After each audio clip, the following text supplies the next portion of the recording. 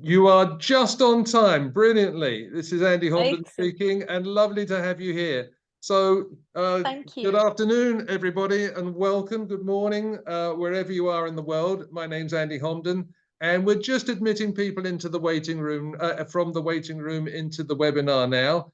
So, as we're doing this, we'll allow another 30 seconds or so, another minute or so, before I hand over to Rob and Sal for this for today's CPD. If you'd like to sign in the chat room, just tell us who you are, where you are, and the name of your school. It would be great. But you're all very welcome, and it's lovely to see you here today. So we'll just be getting to going in a few seconds, and in the meantime, just sign yourself into the chat room, and we'll get underway.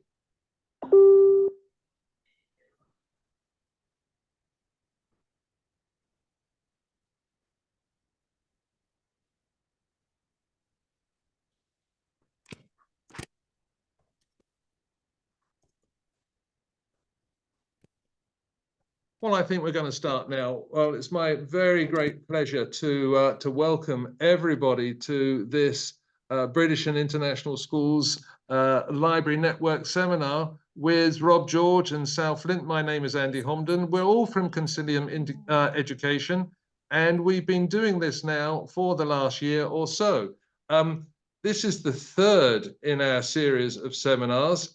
And you can just see on the screen a little summary of where we are and what we're doing. We set up the BISLN about a year ago because we felt that there was a need for bringing people together as librarians, school librarians, all around the world. And we've had some tremendous success with the webinars that we've done. We started off last November, where Rob looked at library literacies and Sal looked at author visits. And then in March and April, we looked at libraries and well-being. We did two in March and April because we felt that there were people out in the Americas who couldn't join us in this particular time zone. So now we're running two sets of webinars, one for what we call the Eastern Hemisphere, which is the East Asia, Southeast Asia, India, Pakistan, Bangladesh, and the Gulf. And then we're going to repeat this one again in about a couple of weeks' time for people in the Americas and Europe. I'd like to invite you to put things in the chat box, get into the chat, sign in, and also, if you have questions as we go along, put your question in. We'll be keeping an eye on the chat box. And we are also really interested in what is working for you in terms of subscriptions, how you're doing it. We're interested in what subscriptions you find really good. And in particular, we'd like to know what are your favorite free or low-cost subscriptions that you're using that you think would be useful to other people as we go along. Rob and Sal have got lots of those ideas for us as we go along. But if you can put the stuff into the chat box, we'll be picking that up in discussion later on. It's important to keep your mic muted as we get going, but we'll ask you to unmute so you can join in as we go along. Okay, so I'm going to hand over to Rob and wish you all the very best for this webinar. Thanks. Rob, over to you. Andy, thank you very much, everyone. It's lovely to see you here. So I spoke about subscriptions to a Phobosia meeting about 2 years ago, and that was a shorter presentation. And I just thought I'd revisit it here. Now, in my head, when I think about subscriptions, my feeling is that we're living in a world of temporary ownership. Firstly, talking about our everyday lives, not specifically libraries. The migration of huge chunks of our lives to the online world has had so many impacts. I mean, we used to buy and own music on records and CDs, and this one example makes an important point as we consider consuming and accessing content. As in our current existence, the providers of music content have made the only feasible way forward, assuming you want to be able to listen without interruption from advertising, is to subscribe to Spotify or Apple Music. But here again, like with our library subscriptions, making the right choice for yourself is not 100% straightforward.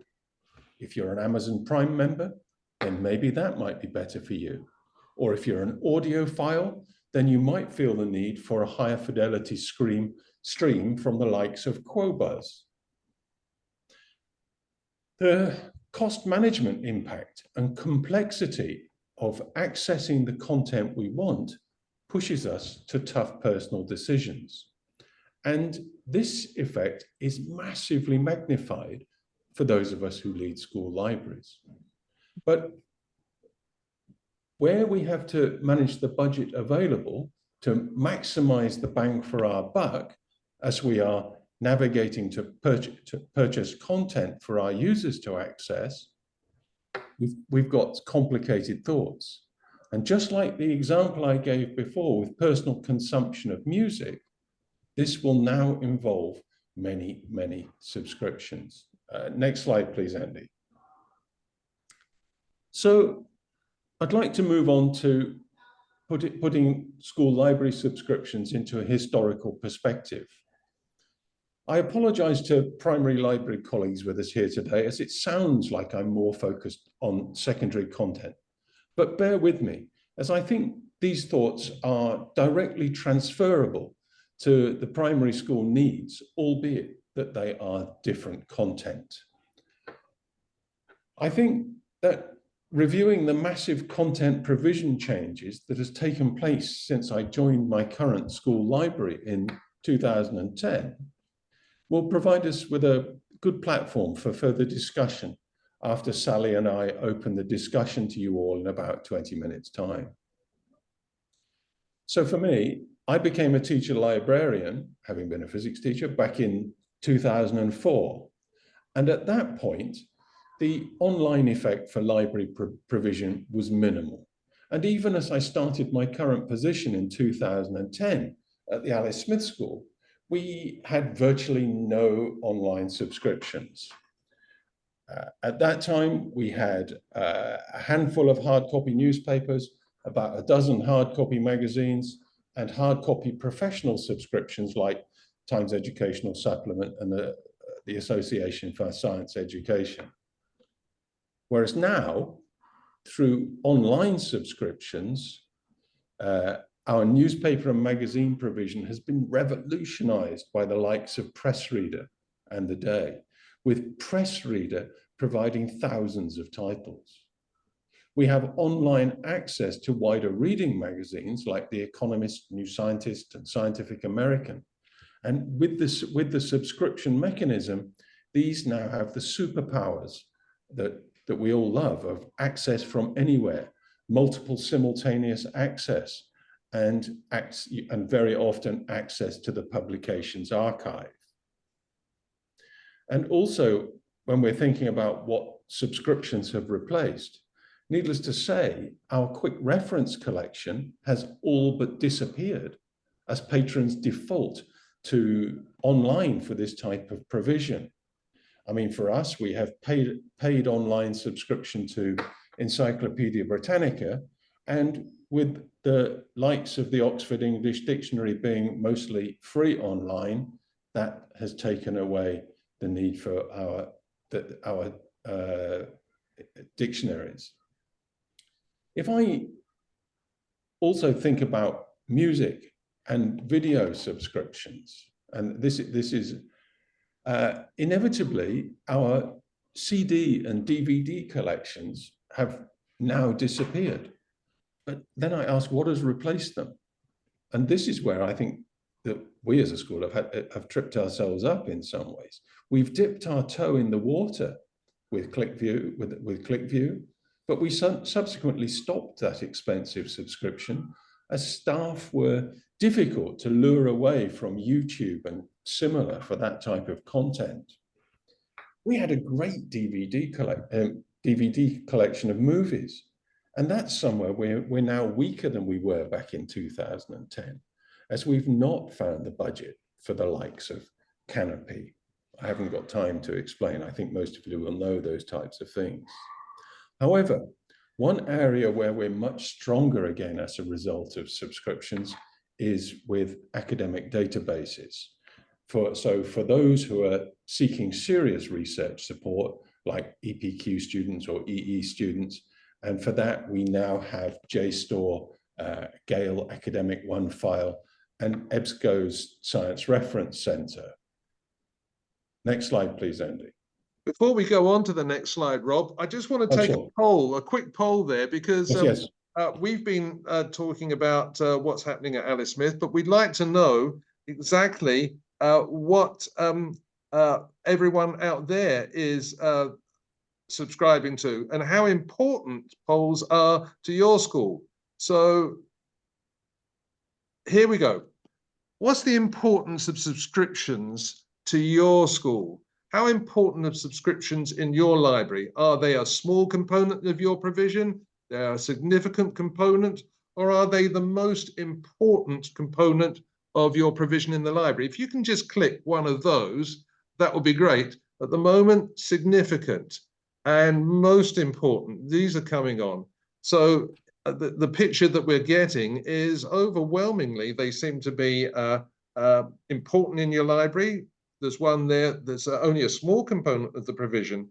Just give you another second, and it looks as though, Rob and Sal, subscriptions are increasingly important for the members of this webinar. So there we go. We've got 14% of you, just a small component, 71%. They're a significant part of your provision, and just 14%, they're the most important part of your provision. So interesting stuff. Thanks very much indeed. And we're going to just close that one down. And Rob, I'm just going to move you on to the next slide. Here you go. Yeah, and in terms of that poll, perhaps we should have reworded that so that it was split between fiction and non-fiction, because when I answered that question myself, I chose the middle option, but it would have been a different answer if I was responding for fiction or non-fiction. Interesting, yeah. Good to think anyway. Okay, so onward to reflect on types of subscription, and that most of us will be supporting in libraries. And in that regard, there is often confusion in schools as to who manages the school's subscriptions.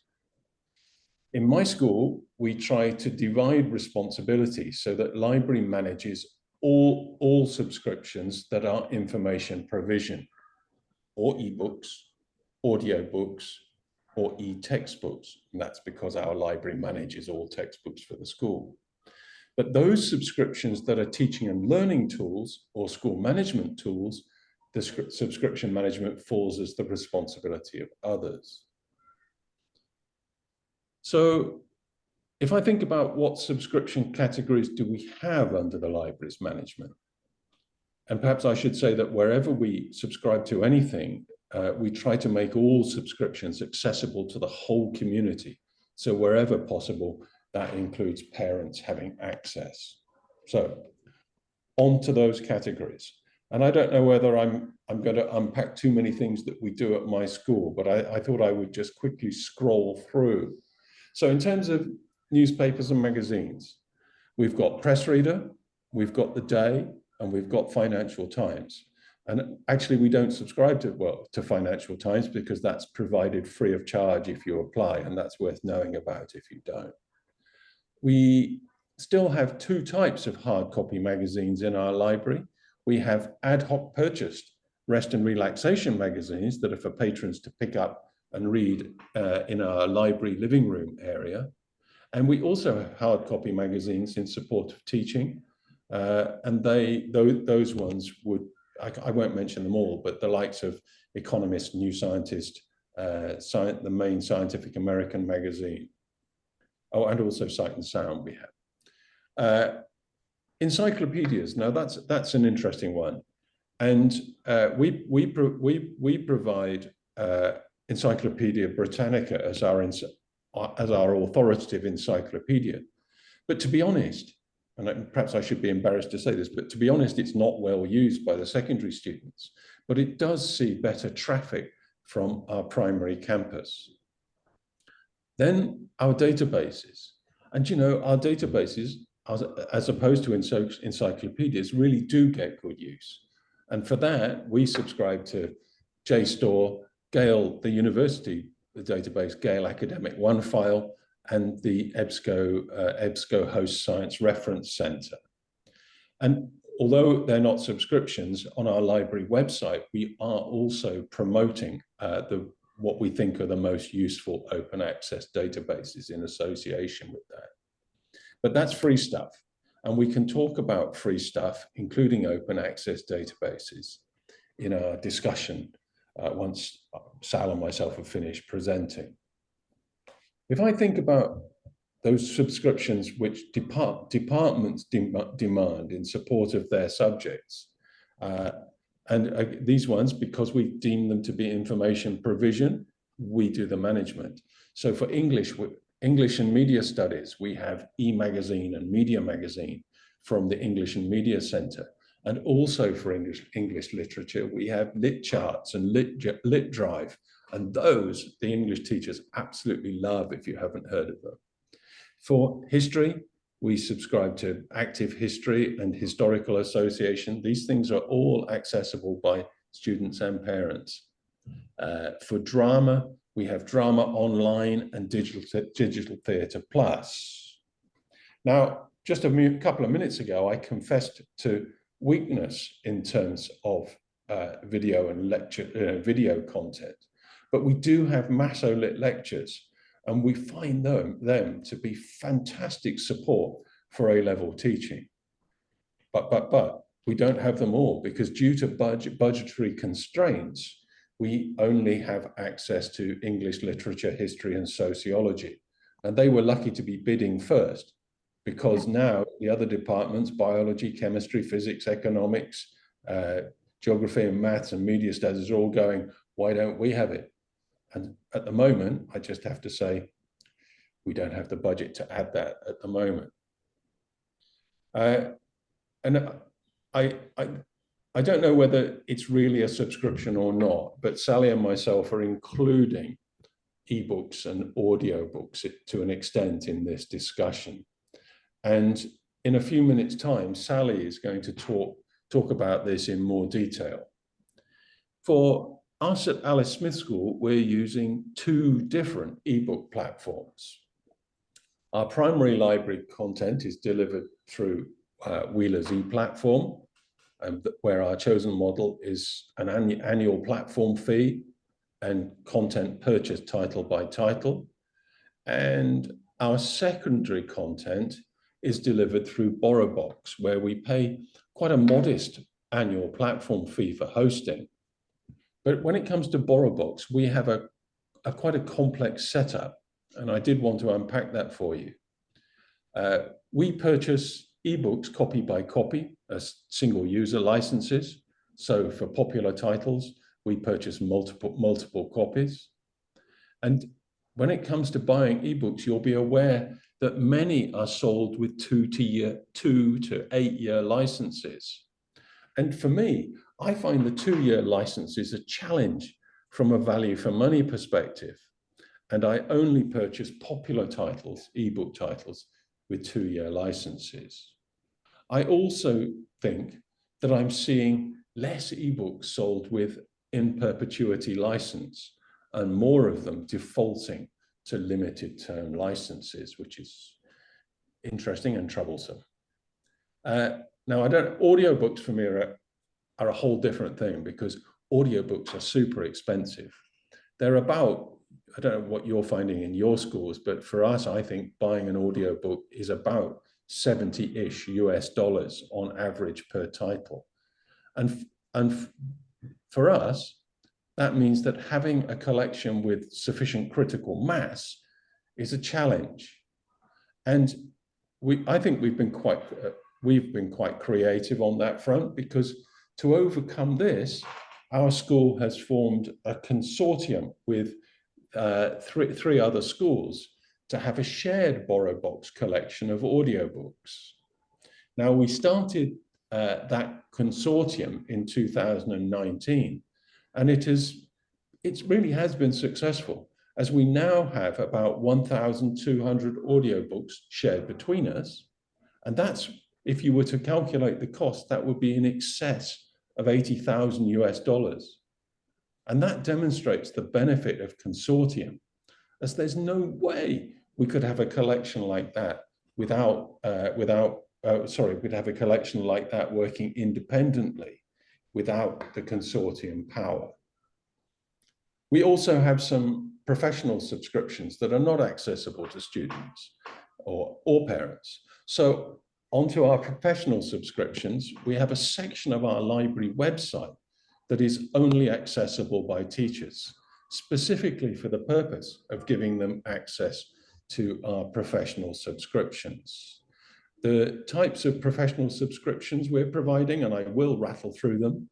We've got some UK professional associations like PSHE Association, National Association for Teaching English, National Subject Association for EAL, Mathematical Association, Association for Science Education, CLIAPS for all that safety stuff in science and DT, Society of Biology, Institute of Physics. We belong to the Design and Technology Association.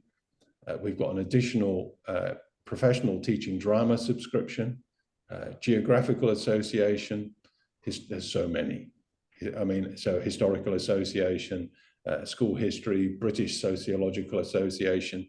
But on top of all of those ones that are driven by subjects asking for specific subscriptions for their subject, we then, in addition, have the school leadership driven subscriptions, which are like the Chartered College, National College, and National Safety Online, and TES Develop. That was a bit rattling, sorry. Next slide, please, Andy. Well, again, Rob, this is fascinating because there are so many different types of subscription, professional for the teachers, a whole range of stuff for the kids. And one of the most important things that a library for me as a former principal was that I knew that people could go into the library and get up-to-date news and news subscriptions. And of course, subscriptions has revolutionized access to news. And what I've been learning from you guys and from librarians in general is that there are different ways of getting access to news subscriptions, which can be good value for money or mount up to quite a lot of money. So what we'd like to do before you move on, Rob, is just to see how people get access to their library news subscriptions. So I'm going to put that up now. And how, if at all, do you subscribe to news subscriptions? So the first choice, you don't have any news subscriptions. The second choice, you subscribe to individual news sources one by one. I would suppose The Economist, the Daily Telegraph, or New Straits Times, whatever.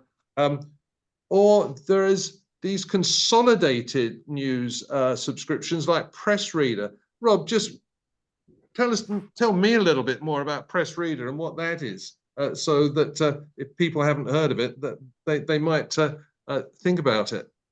So Press Reader is actually our most successful and it's the most used subscription we have. And it depends whether you think it's good value for money in the sense of I guess the size of your budgets. I mean, we're a school of about 1,600 students. Our total subscription fee to Press Reader is about $3,200 US dollars, something like that. But it's amazing. So when we go into Press Reader, we go in with Google authentication, so it does that type of thing. And once you get in, the filters and the reading platform is absolutely super sweet and beautiful. And you have access to so many things. I can't remember now. If you look at the publications from the UK, there are over 7,000 subscriptions in total. But if you look at like even just the UK, I think there are probably about 700 different publications, and it's so good for in so many different ways. But just imagine it as a language teacher. You can get in there and you can get publications in Mandarin, for example. It really is fascinating that this is possible, and something to be considered. And looking at the poll there, it looks as though there was a spread of results that some schools don't have subscriptions of this sort. Some have a mixture of consolidated press access, like Press Reader, and some just take out one or the other. So that's worth following up and worth talking to each other about. Interesting. So I'm going to go on to the next slide now and looking at electronic resources and user engagement. Back to you again, Rob. Thank you. Yes, so thinking about how subscriptions have changed user engagement with the library. I mean, our school library users primarily still default to hard copy fiction. So whilst we consider ebooks and our ebook and audiobook collections to be key components of our collection, I would say that they're still niche. In terms of everything, and I mean all the library provision, we offer so much more than we did 10 years ago, and I imagine that's true for all of you. And not only that, not only do we offer so much more, it's so much more up to date as a result of the electronic world. But that having been said, it is so definitely so much more difficult to navigate. And that, I think, emphasizes the key importance of the library website. Because unlike physical resources, it's easy for electronic sources to be forgotten or to not get used due to log-on barriers. And thus, one of the biggest challenges is keeping them on everyone's radar and making log-on as easy as possible. Now, for us, our library website is the key to success on this front. We have rebuilt and massively simplified our library website and have consolidated log-on pages for students and for one page for student access and one page for professional resources. And we simplify engagement as much as possible by working with our subscription providers to facilitate auto-authenticating log-on with Google. I mean, we use Google, but there are many ways of providing single sign-on. And then I ask, does the transition to online make the library more or less relevant? For sure, the library is a very different beast these days. And albeit that we have less physical resources than we used to, I think most of us would confidently say that library provision is more rich than it was a decade ago, that we offer more information sources that are more current, but it feels to me like they are more scattered and that our users need a higher level of information fluency to make the best use of them. Now, undoubtedly, our users will often need assistance to make best use of these resources. And I think it's another challenge that, for myself, I'm not sure how successful we are, for them to know that it's one of our core purposes as library to be helping them, and that they should always feel confident to ask us for help in accessing those electronic resources. My feeling as a result is that, are we relevant, is that well-qualified library staff are more important than they have ever been in the modern complex information landscape. Next slide, Andy. Interesting what you're saying there, Rob, that it's more complex, people need more guidance, and that's something that could be challenging, of course, as more and more kids want to use the library. I'd really like to know people's views about what subscriptions you're doing, what is the good free stuff, and if you've got any comments about what Rob's saying is in terms of the guidance that kids need as these systems become more complex and perhaps even more scattered. So do put that in the chat, because we've got time for some discussion and some sharing at the end, and it would be great to have your views on this as well. Back to you, Rob. Thanks, Andy. So here, thinking about how subscriptions have impacted our budgets, and when I'm looking at purchasing any subscription source, because staff are asking continuously for more and more and more subscriptions. I always ask them, and I ask myself and my library staff, is there a free option that will suffice here? And working with this thought, I think we can make both pragmatic and creative decisions. But now, I do think libraries need proportionally bigger budgets to meet the expectations of the school. I mean, back in 2010, subscriptions were a tiny component of the library budget here at Alice Smith School, whereas in 2024, we haven't changed the budget very much for hard copy subscriptions since then, but subscriptions are now more than 50% of library budget, which means that our subscriptions have more than doubled in the last 14 years. That's a really radical change, isn't it, Rob? I mean, 50% of your library budget on subscriptions, and I would say that that's a real key number there. And I would suggest that people should know exactly what percentage of your library budget is being spent on subscriptions. If it's around 50%, well, seems to be in line with what Rob's saying. If it's much less or much more, it might tell you a little bit about the balance of your collection. So just hang on to that number. The percentage of your spending on subscriptions, I think, could be of key importance. Sorry to jump in there, Rob. Not at all, Andy. Carry on.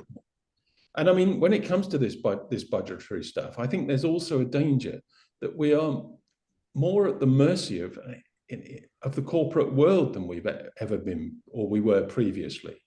And I've noticed an effect, like since COVID, I think there have been some really aggressive price hiking. And my advice, and I do think that, you know, I am not scared. Don't be scared to negotiate.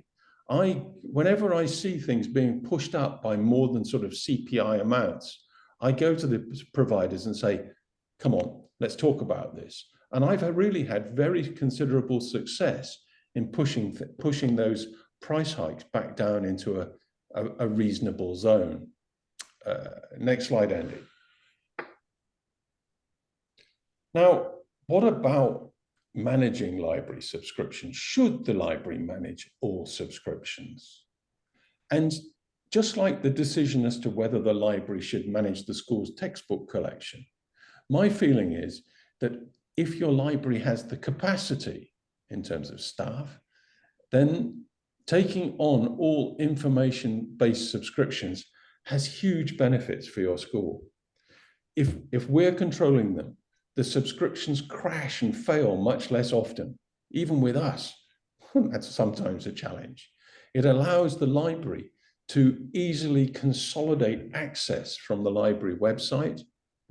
And it means that where auto-authentication for single sign-on is not possible, that the library, as they're making the subscriptions, can keep a consistency in the log-on criteria. So I would say do it. So for me, and I'm coming to an end here. So for me, subscriptions are such an important aspect of modern libraries. But you know, I think it's time to hand over. So I'll pass it over to Sally to think more about ebooks and audiobooks as a component of subscriptions. I'm getting a bit of a reaction, Rob, about wider subscription management and whether people, you know, think that they should be involved or might be involved in wider subscription management. And it might be interesting to find out exactly how many people that we've got with us do get involved with managing subscriptions across the whole of the school provision. And I'm just going to launch this little poll here, if you don't mind, which is going to be quite interesting, I think. Does your library or your librarians, you, manage information systems on a wider scale? Okay, just have a look at that. First answer, this is not. You mean library subscriptions? Yeah. Sorry, Rob, say that again. So does your library manage libraries information subscriptions on Yeah. a wider scale? On a wider scale. So we manage some subscriptions, but not the process. But the process is not central. We manage the majority of information subscriptions. And Sally, you put in the chat there that, in your experience, it leads to better management and better value for money if it's centrally organized and centrally managed by people who know what they're doing. So I think we're in agreement, but I'd really be interested in what people say in the chat about this. Is this part of a librarian's job to get involved in this kind of wider subscription management? I'm going to end the poll there. No, it's a couple more coming in. Yeah, good. Keep them coming. And it looks as though, Rob and Sal, that people are getting more involved than the last time we did this. So there are the results, and we managed the majority of information subscriptions is coming out as the majority answer. Yeah, okay. Something that everyone to think about, and it gives you, I think it gives you much more influence as a librarian, doesn't it? If you manage the subscriptions and you show that the library is doing a good job in managing the subscriptions, it brings that library to the center of the school much more sort of holistically and practically. So interesting stuff. I'm going to move on and hand over to Sal now and see where we go to with audiobooks and ebooks. Thank you, Andy. Hi, good morning, everyone. Just thinking back to what you were just saying about the management of subscriptions, we were lucky enough that we were able to have like one librarian who was her, and it was her responsibility to keep a constant check on that we were doing that effectively, which is why on the bottom of my slide there I put and repeat, because I think the key thing with these kind of type of issues is it's ongoing. It's not something that you can do once and then get all about, because things are changing all the time. Anyway, so to get on with the part I wanted to talk about, well, I was quite conscious that what I was saying would really help our network. I knew there would be a bit of overlap with what Rob had said. So what I thought I'd do was I would kind of look at it as if I was advising a new librarian. So forgive me if I'm sort of teaching grandma to suck eggs a little bit, is that the same? But I thought it would give us a sort of firm starting point to build from. And linked to what Rob was saying, the first thing that I probably would say to this imaginary new librarian is to make sure that they really do understand the historical and evolving landscape of audio and ebook usage. And Rob's just given us quite a lot of information about that. So if you're watching this webinar, you've got a head start, so that's great news. I think it's really important to see the trends in the industry, where they're going, but to make really informed decisions, I think it's also important to see, you know, where we've come from. And it's interesting what you were saying about the audiobooks, because I think individually outside of the library, there's been a huge increase in audiobook usage over the past 7 or 8 years. But the problem is within school, as Rob was saying, they're expensive. And I think that school libraries have lagged behind probably because of that reason in providing a lot of audiobooks. Actually thinking about what you were saying, Rob, it made me nostalgic for those CDs. Some of you will remember the old playaways on the shelves in the library. And to be honest, even back in the day, I think students kind of thought that they were perhaps part of a museum artifact or something, when it was only a few of our secondary students, at least, that, you know, a few hardcore audiobook listeners that used the playaways in the end. Of course, now there's like so much choice, but as we're saying, it's downright expensive. And then just understanding sort of where we've come from, thinking about the ebooks for a moment. I bet lots of you will remember 7 or 8 years ago, you know, as a group of librarians, we'd be forever debating, is the ebook going to take over the print book? Well, of course it hasn't. And I think even then, really, it was probably old people. By old people, I mean kind of me, who would really love the ebook option. So Yeah, all those endless discussions about ebook versus print book. I'm wondering now if the same discussions will be occurring, whether ideally audiobooks will supersede written text in whatever form it might be. When I was preparing for this, I had a look online at the audiobooks market, and according to Grandview Research, it's projected to have an annual growth rate of 26.3% between 2023 and 2030. So, you know, it certainly seems to be big business. So let me think. Yeah, I know I don't want to harp on about this, but I do think it's so important to know where we've come from. And I think Rob mentioned 2019 and things changing. And I think it's probably worth mentioning that would be linked with the COVID pandemic. I've got this picture of everyone standing in their gardens, painting their sheds, painting their fences because they couldn't get to work or they couldn't get into schools, and they'd have their headphones on listening to their subscriptions. And I think at that time also ebooks were, and any print text was also really kind of ramping up. And Rob's talked already about Press Reader and the importance of it, and BorrowBox. Audible as well would have been a key player at the time. So the problem with that, of course, is that the students weren't in school. So we really need to check that we're buying what they actually use and what they need. So I've said to my imaginary new librarian, you know, we need to understand the historical context. And I guess that brings me to my second piece of advice to them, which would be to comprehensively review all the existing subscriptions across the whole school.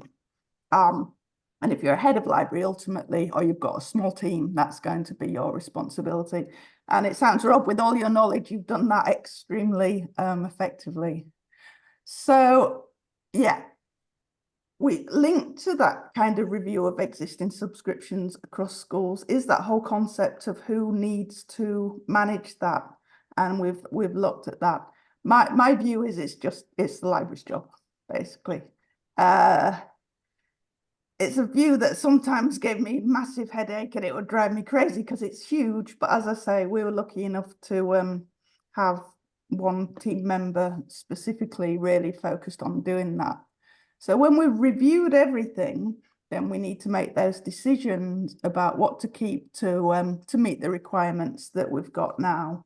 So for example, just because Mr. Smith once looked at a motorbike magazine back in 1892, we shouldn't keep those subscriptions. We need to make sure that we're spending our budget well and we're meeting our user requirements. So maybe that's what I would say next to our librarian. So how to do that? Well, we really need to aim that we're being accessible and that we're inclusive. And I think sometimes it's kind of, we can assume that, particularly if we're well down the way, but if we're starting out, it's not always that straightforward. So we need to be making sure that the subscriptions we purchase have tailored content and appropriately leveled text, just like we would with print books. We need to have inclusive representation from marginalized and diverse communities. And we also, because it is a subscription, something we might be listening to, need to have adjustable playback speeds. We need to have the option of text highlighting and compatibility with assistive technologies. They're all essential to really make sure that individuals with diverse or additional learning needs can access them.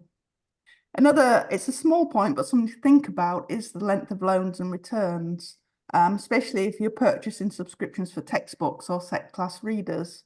It needs to be flexible what you're buying. You don't want to suddenly have to return it. And as I think Rob touched on already with Press Reader, the accessibility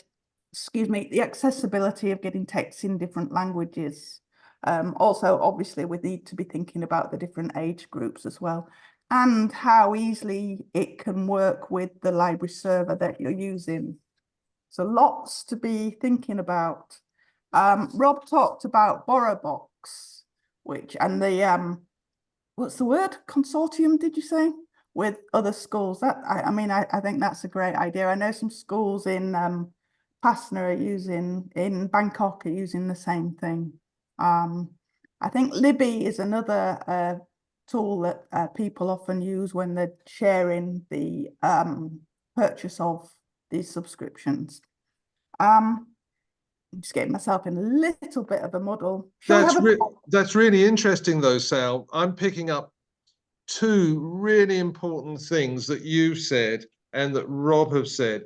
I mean, I'm really not surprised at the growth of audiobooks projected into the future, but the scale of it is really quite interesting. I think you said 26%. The whole thing is going to grow by 26% in the next 5 or 6 years. I think that's really significant.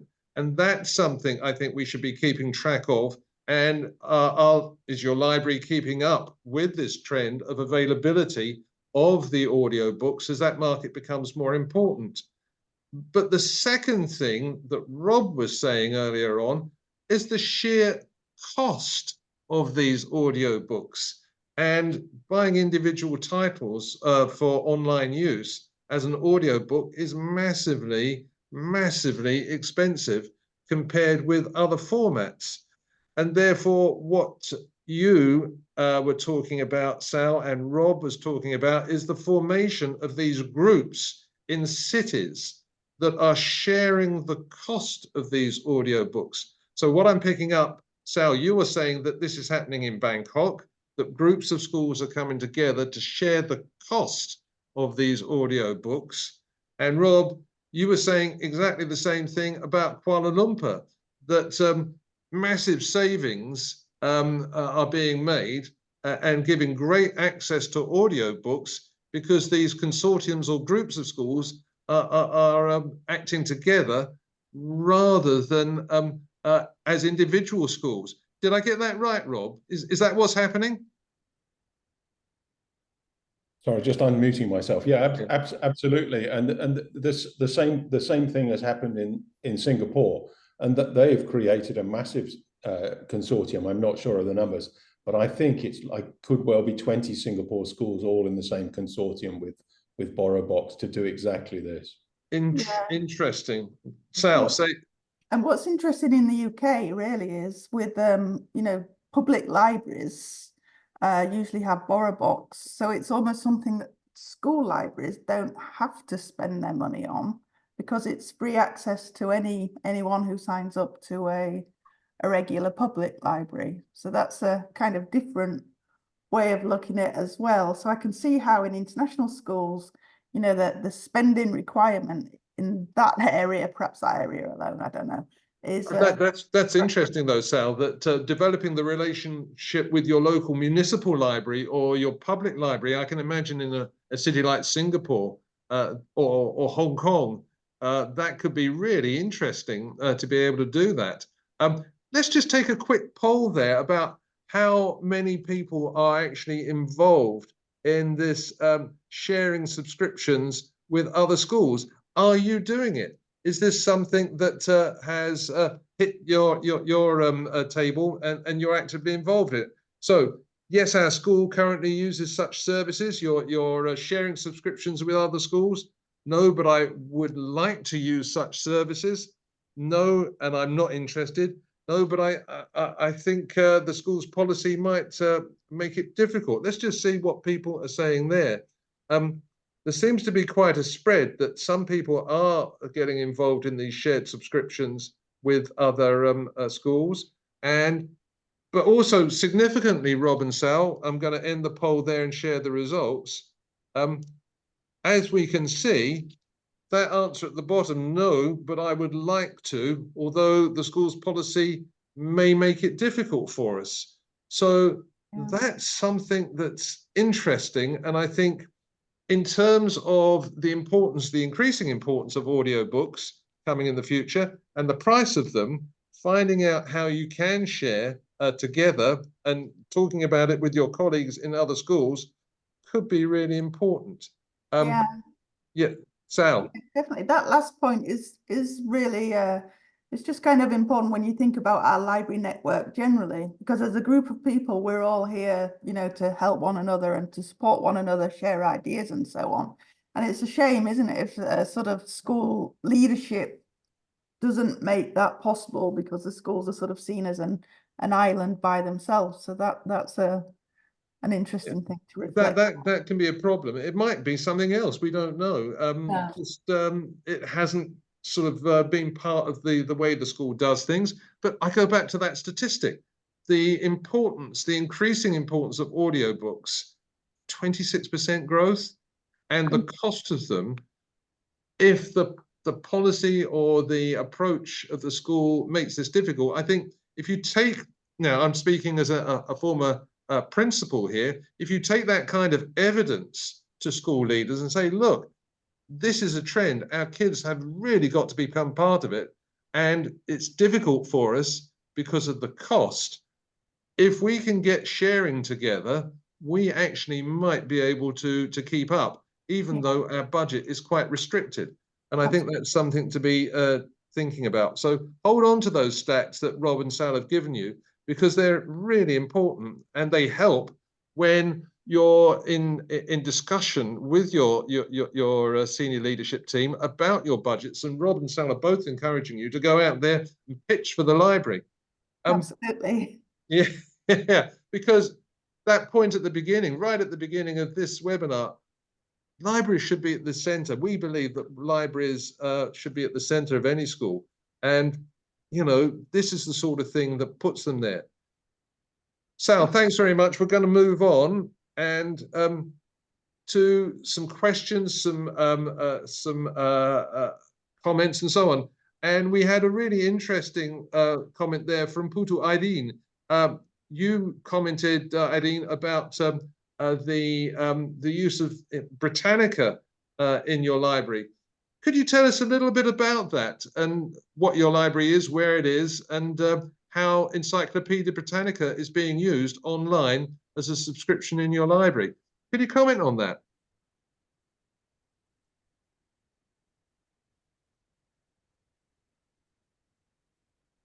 Don't know if Irene is still there. Perhaps you're still muted, Irene. Maybe not. Okay, let's move on. One of the things that I think that's very, very important when you're negotiating is that you can demonstrate that you need more of some of this, whatever the resource is, because it's being well used. Rob, could you tell us a little bit about how you go about monitoring your collection and how it's being used, so that you can make a strong case for asking for more? Yeah, I mean, you ask that, and you make me worry how effective I am at looking at the usage statistics, because we have so many subscriptions. I do once or twice a year ask the library staff, and my lead library staff who manages our subscriptions, to actually give me a report on usage. But I think you get a good feeling from the departments, because whenever we come to budget bidding, I always send them an email asking them to confirm that they need it renewing this coming year, and that it will not be renewed if they don't feedback, and that nearly always they get back and they're saying, this is so important to us. I mean, if you take the likes of The Economist or Institute of Physics, those things, people always say, I want them. Yeah. I think I found also, as soon as you kind of suggest to a department, this is where I'm kind of have this slight, I think it helps for us to manage the subscriptions, but sometimes if the department are paying for them out of their own budget, then they really will check that they're used effectively, because we know they need them. So when Rob said he had lit charts, I mean, as an ex-English teacher, I was jumping for joy, because it's just the best subscription in the world, in my opinion. And talking about good subscriptions, we're getting some comments coming in now. Nata, can I ask you to talk about your favorite subscriptions and the use of Britannica at your school, if you could? That would be really interesting. Can you tell us first what school you're at, and a little bit more about your library, and how the kids and indeed the staff might be using your subscriptions? Nata, can you comment on that?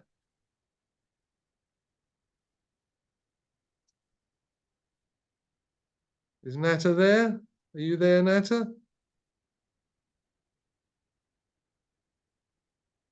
I think Nata is here, just maybe She's either mute or shy.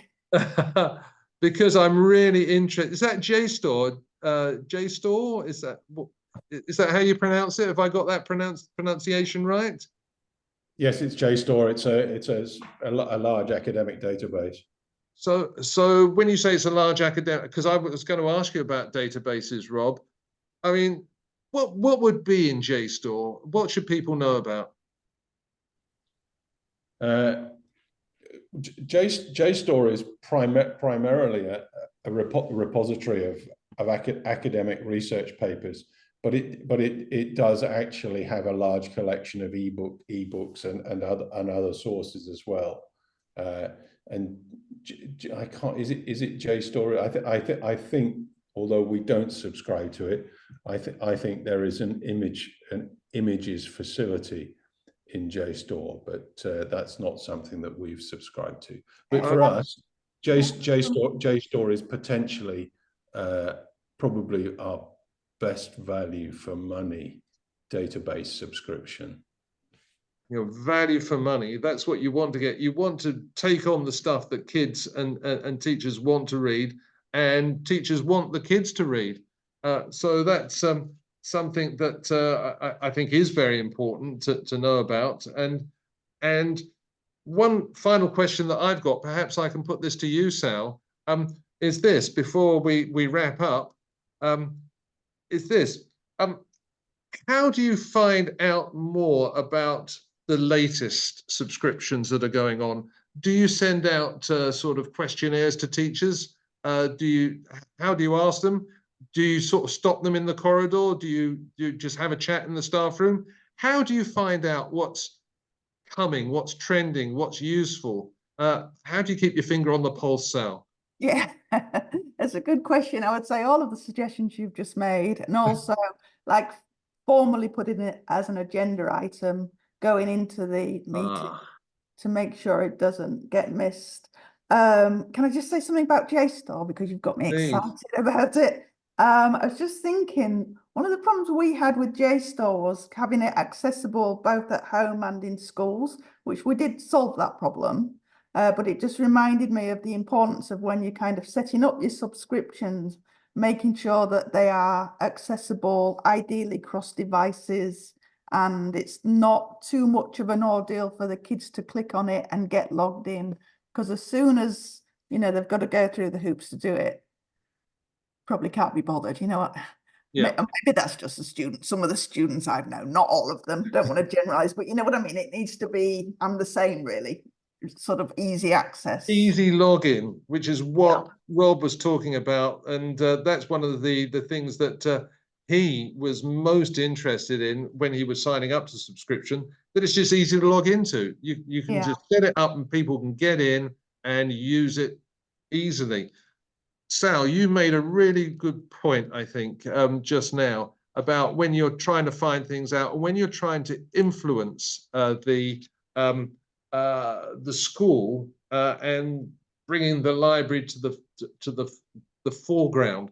And it's this: don't be afraid to get items onto relevant agendas for meetings, whether it's whole school staff meetings, whether it's departmental meetings, whether it's the primary school meetings or a year leaders meeting.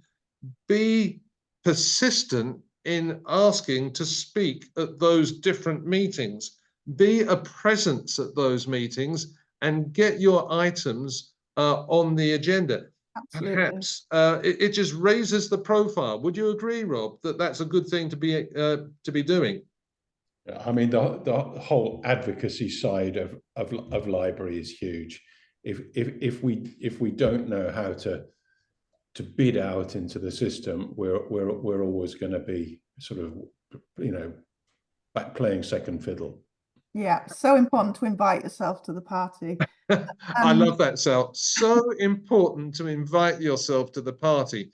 And you are really, as librarians, in my view, part of that team, because without you, without you serving the modern foreign linguists, the scientists, the mathematicians.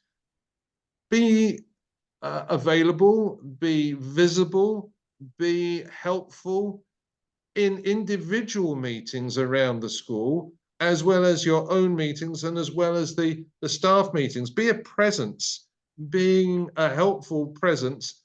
If you're there, you can make comments that wouldn't otherwise have been made, because in my view, librarians see things from a very special perspective, and they need to be more heard across the whole school in a variety of different situations than they are. We've got a question coming in from Kieran there. What happens with licenses when you share subscriptions with other schools? That's a really good question, Kieran. Rob, can you pick that one up? Yeah, I mean, for that one, if when you're forming a consortium, you're of course in negotiation with the provider. So the provider is going to decide what works in terms of license. We thought when we were setting up the BorrowBox consortium that we would be able to make a consortium across Singapore and Malaysia, because we thought the usage rights would be the same, but actually, but they're not, and therefore BorrowBox said sorry, but we can't. So we had to form two separate consortiums, one for Singapore and one for Malaysia. Okay, but it's still, the consortiums were set up, and one for Malaysia, one for Singapore. And Rob, it sounds like to me you were getting really much better value from this as a result, so it was worthwhile doing. It's made a huge difference. Yeah, a huge difference. I can imagine if you're somewhere like Bahrain. I know we've got people from St. Christopher's in Bahrain here. Bahrain, that could happen, be really important in a city like Bahrain, Dubai, Abu Dhabi. So I've worked in the Middle East and I know how things work in those areas. And it would be fantastic if you were able to think about doing this with your colleagues in other libraries, and maybe, just maybe, we can play a part in doing this and helping people do this. We've got another comment coming in from Nata again. She just says, Britannica subscription is requested by the humanities teachers team in our school and is used mostly by primary and middle year students. Yeah. Interesting. We have JSTOR secondary sources subscription, and it is used mostly by IB diploma program students, but they're extended essays and researchers. Also, teachers use it a lot. So, Nata, thank you for that. And that just shows you how by monitoring this, you can get the usage, and then that helps you improve your provision again. I think we, can I yeah, just go on.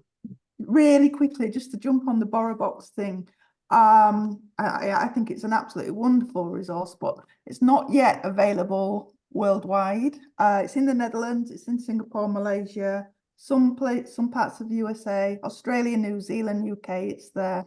But quite an interesting alternative to that is that I'd love to know more about from other people, really, is the Libby option, which I think is kind of stemmed from Overdrive. And I think that is available worldwide. So that's something I'd kind of love to learn more about from everyone else, and then we could collate that information. Absolutely. And if you would like to, anyone would like to write to admin@consortiumeducation.com with your comments and your ideas, that's the address that we use to send out the reminders about these sessions. We would love to hear you about that. Kieran's come back to us again in the chat box. We have problems with what material is allowed in one country and another in the Middle East. That does look tricky, and I can imagine that. Having just been involved with assisting a new school to set up in Bahrain, I know all the hoops that you have to jump through in order to get a book approved in Bahrain. So I can think that is an issue. I'm wondering, though, if you're within one jurisdiction, say Dubai, for example, you should be able to, I think, come to a consensus locally about what is available and what is allowed in Dubai. And the advice there I would have is talk to each other, see what you want, see how you can develop this, and then go to the regulator. So in Dubai, you've got a really active regulator with the KHDA, and they can be extremely helpful as well as being responsible for all those inspections. And that might be a way to do that. So, and Rob's smiling there because he's been through a couple of inspections with me in Dubai. And that could be interesting. I'm going to move us on because we've been going on for well over an hour now, which is fantastic. Thank you very much for that. We're putting together now ideas for next year. We have done BISLN as a free subscription for the whole year.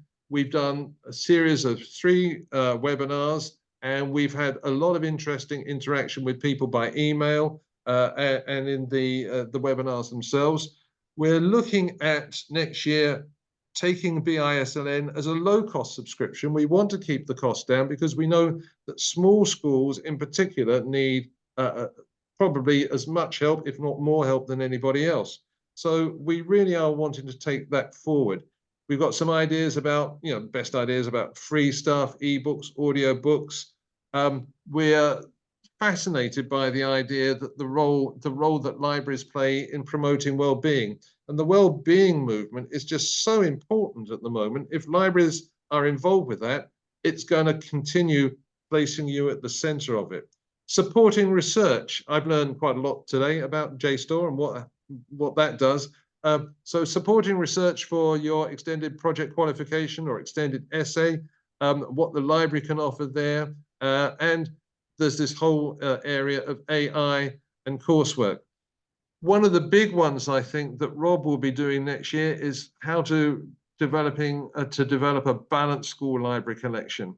So with Sal sort of leading the charge on libraries, well-being, community, and the sort of way that a library can evolve to touch the life of the school, and with Rob looking at the technical side of things and the backup to that, we are really looking forward to presenting these seminars in the future.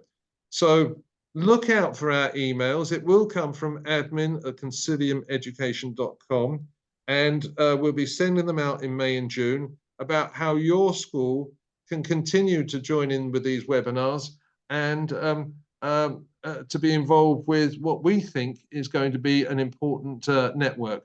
We've got over 130 librarians signed up with BISLN at the moment, all around the world, and there's an opportunity in itself to talk to people and to be part of what they're doing in Peru or Ecuador or Mexico or the United States or Canada, because we've got members in all those territories, and we talk to them as a Western Hemisphere group in a different time scale, time area.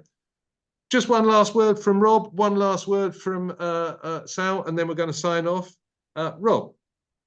Andy, all I would say is it's been a pleasure to talk to you about subscriptions, and I hope that I'm sure you're all involved in subscriptions. I just hope that you've learned 1 or 2 useful things today. Thanks very much, Rob. Sal. Hi, yeah. First of all, thanks, Rob, and thanks to you, Andy. I would reiterate what you both said, and just really urge that you do get in touch. Do keep in touch, because I think one of the key things we want to do is get chatting more and share our knowledge between us all. Thanks very much, Sal. It's interesting the way I tend to look at it, because I'm not a librarian. I'm a former school principal, and just, I know that some of the tips that Rob and Sal are passing on about how to press buttons in terms of to move things on in the library's interest in senior leadership team meetings and in staff meetings and so on. So listen to these guys. They've got a lot to say, and listen to each other. It's been a great pleasure having you here, and thank you very much for joining us. We'll be getting back to you with a recording of this session, sending that out to other people, and just to thank you so much for joining us as we say goodbye from Rob, Sal, and myself. And we hope to see you again in the near future, and look out for our emails that are coming your way. Thanks very much indeed, everyone, and we'll see you soon. Thank you. Bye. Take care. Bye.